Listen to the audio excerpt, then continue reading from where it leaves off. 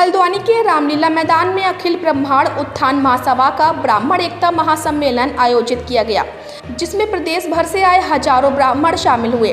जिसमें सम्मेलन के जरिए भगवान परशुराम के जन्म दिवस पर सार्वजनिक अवकाश घोषित करने, पुरोहितों को मासिक भत्ता और स्वर्ण आयोग का शीघ्र गठन करने की मांग उठी।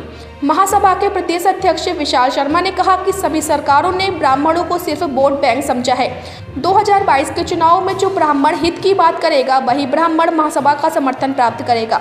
अगर मांगों को अनदेखा किया गया तो वे विधानसभा चुनाव का बहिष्कार करेंगे। इस दौरान महिला पदाधिकारियों ने आर्थिक आधार पर आरक्षण देने और निर्धन कन्याओं की शिक्षा और विवाह में आर्थिक सहायता देने की मांग की।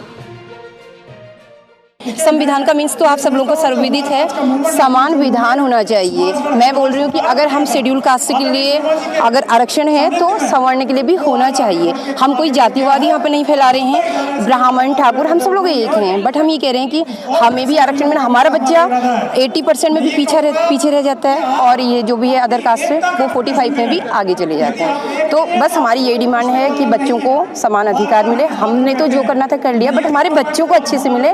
और जो निर्धन कन्याएं हैं पंडितों की, उनके लिए गवर्नमेंट जैसे अदर कास्ट के लिए है तो इनके लिए भी कुछ धनराशि दे और ज़्यादा बता दिया है, मतलब समानता होनी चाहिए। हमारी मांग है कि जो आर्थिकी जो आरक्षण दिया जा रहा है, ये आरक्षण जो है आर्थिकी के आधार पर आरक्षण दिया है, न कि इसको जाति धर्म के हिसाब से।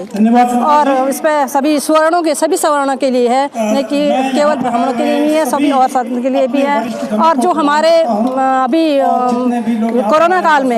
कोरोना काल में जो हुआ कि सभी अन्य नाविक को भी जो है पैसे दिए गए, हर किसी को दिए गए, लेकिन पंडित जो ब्राह्मण जो है उनके पुजारी जो थे और वो लोग ऐसे रहे 2-2, 3-3 साल तक। उनके कोई मंदिर पंडाल तक बंद कर दिए गए, लेकिन वो लोग खोले नहीं और उनको कुछ मिला भी नहीं। चाहते कि उनको भी आर्थिक सहायता मिले और उनकी गरीब कन्याओं की विवाह हेतु उनका आर्थिक खर्च मिले। ये हमारी अनेक मांगे हैं। सम्मेलन है, समस्त उत्तराखंड से कई हजार ब्राह्मण इसमें शिरकत कर रहे हैं और ये इस सम्मेलन के माध्यम से सरकार को जो है अपना संदेश दे रहे हैं। जो सरकार सिर्फ वोट बैंक समझ रही है, हमेशा से अनदेखी कर रही है, सिर्फ लॉलीपॉप देती है और ब्राह्मण से जो दूरी बनाती है सरकार, सिर्फ ब्राह्मण को वोट बैंक समझ करके सोचती है कि भाई सिर्फ ब्राह्मण कहीं नहीं जाएगा। ये गलतफहमी है। 2022 बहुत पास है, सरकार के पूर्ण बहुमत है। अगर जब वो छठ पूजा दे सकती है जो 1% भी पूर्वांचली नहीं है और सिर्फ वोट के बैंक के लिए आप भी समझते हैं 25 लाख से अधिक हम ब्राह्मण है, 22% टोटल उत्तराखंड में ब्राह्मण है और ब्राह्मण 2022 में जो है सरकार को चेता रहा है। अगर अभी भी समय है, क्योंकि पूर्ण बहुमत है, वो हमारी जो मांगे हैं सरकार तक हम दे चुके हैं, सीएम साहब से मिल चुके हैं। अगर वो हमारा जो है